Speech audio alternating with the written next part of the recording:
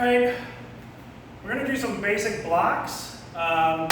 Someone noticed that I only had strikes and kicks up on the website and said, what about the blocks? Don't you need to learn those first? Isn't that what Daniel LaRusso learned first? And that's true. So, I mean, first they built up his strength, and then after you got his strength, you learn how to block.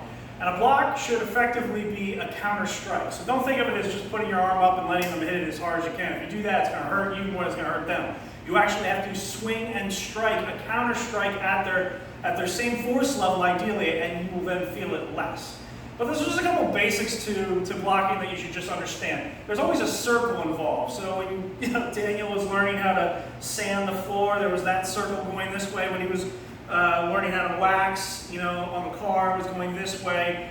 And there's always a circle motion involved. And there's also what they didn't quite show, at least in Taekwondo, is there's also a corkscrew motion. You're also turning the arm so that you're hitting and blocking with the padded parts, the padded palm, and the underbelly here, the padded part of the arm, and not with the radial part along the bone. And the reason, at least in Taekwondo, we don't block with the radial part is that we don't want to break.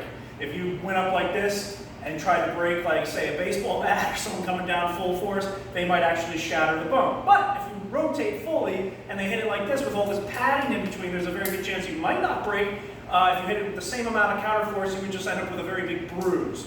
So I always say, don't break, bruise. And that's how they teach the blocks there. So we're going to start at the very beginning. For people that don't have any martial arts experience, and someone's just swinging at your head, either with a straight punch, a hook punch, haymaker, wild haymaker, downward, or uppercut, you need to know how to block, okay? Because the most important thing is to protect the head. If the head gets hit, and you go down, game over, okay? So you have to protect the head blow. And it's your natural reaction is to cringe and put your hands up and try and protect the head and the neck at all costs, okay? So to go with that motion, what we do is we turn our body sideways to give them smaller surface area to actually hit us. Right here, there's not as much. All the organs exposed, groin, throat, everything, not so much, okay? That's why when they approach people to disarm them with guns, they always start off turning sideways and that sort of thing. But anyways, so your left hand, if you were right-handed, you want to have your right hand as the back hand, your right foot the back foot. If you're left-handed, do the reverse. If you're southpaw, that's your power. Your power arm is what you're going to use to strike with. Your power leg is what you're going to strike with. Your left, just for someone with basic blocking, learned in the very beginning, on the front would be that this is what you would use, your weaker of the two arms. So the basic blocks, all right, we would bring our fingers in tight. We don't want to have them loose out, so we don't want to catch them on anything and then end up breaking the fingers. So pull those fingers in tight, open the palms. And this is actually our leave me alone stance as well. So before the fight escalates to that, I'm sorry, sir, or if you know them by name, I'm sorry, John, my apologies.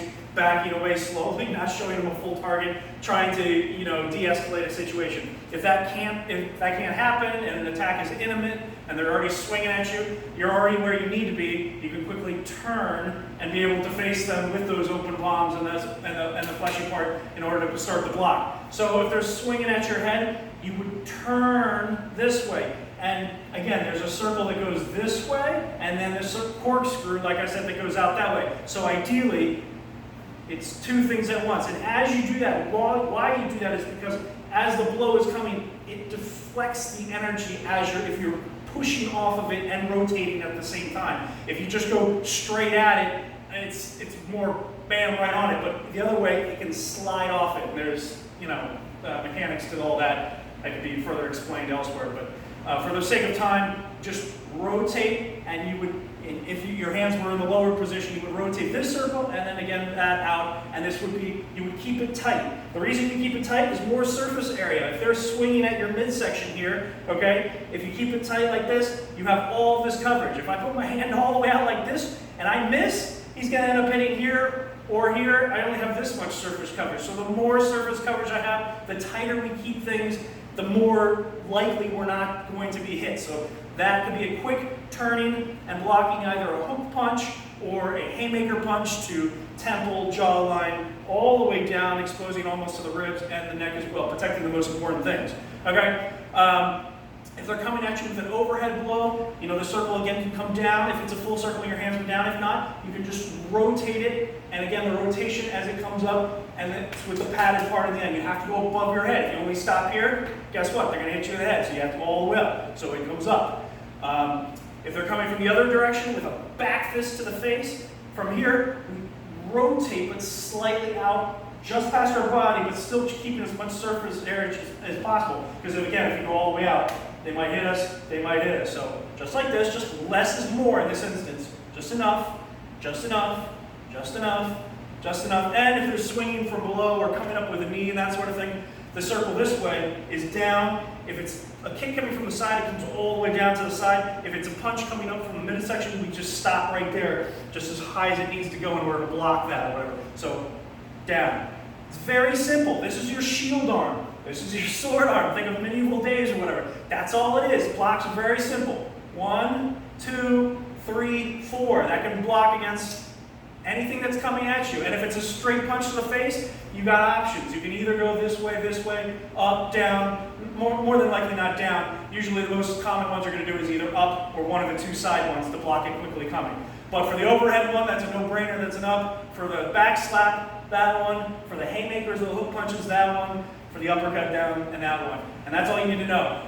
You also want to key up in martial arts, expel that energy. If you're in a safety, self-defense situation, you would obviously always just say no as loud as you can. And it works the same way as a key up, but also lets everyone know around you that what's going on is not cool, alerting others to attention, maybe start recording it and that sort of thing in this day and age. So, no, no, no, no, or I, okay?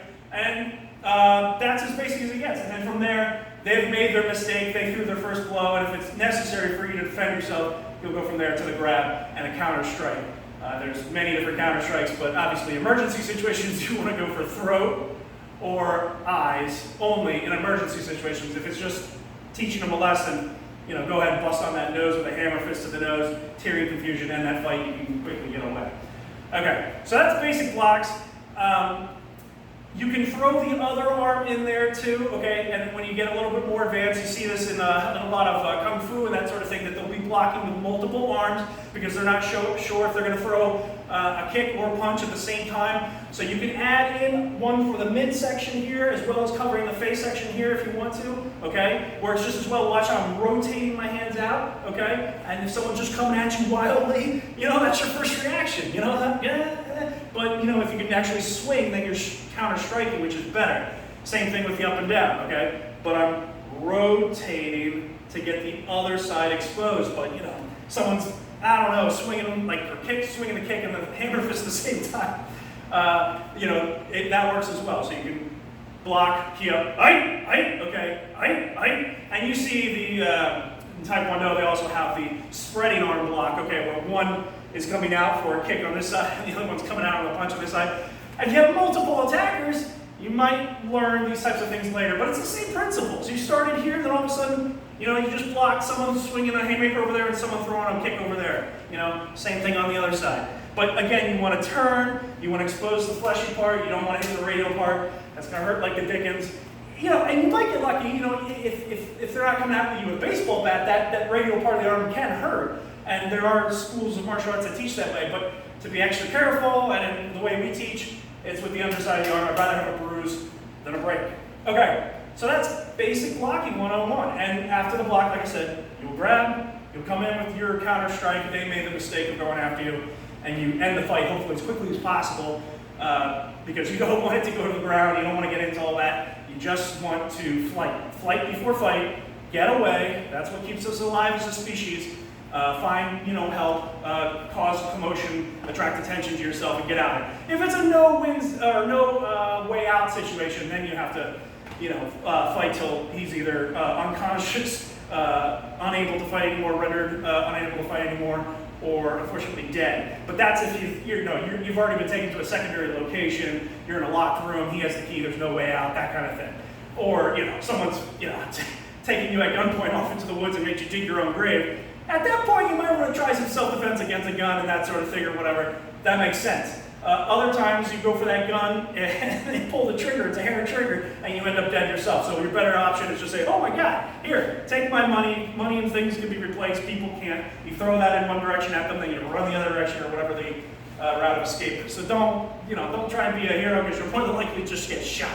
And even the experts get shot. So that's only for people that need to do that for their job. Police officers, they need to know how to disarm someone, in the military, that sort of thing. Or if you're in one of those situations where you're about to get killed, that can be some good training. But otherwise, block, escape, and survive.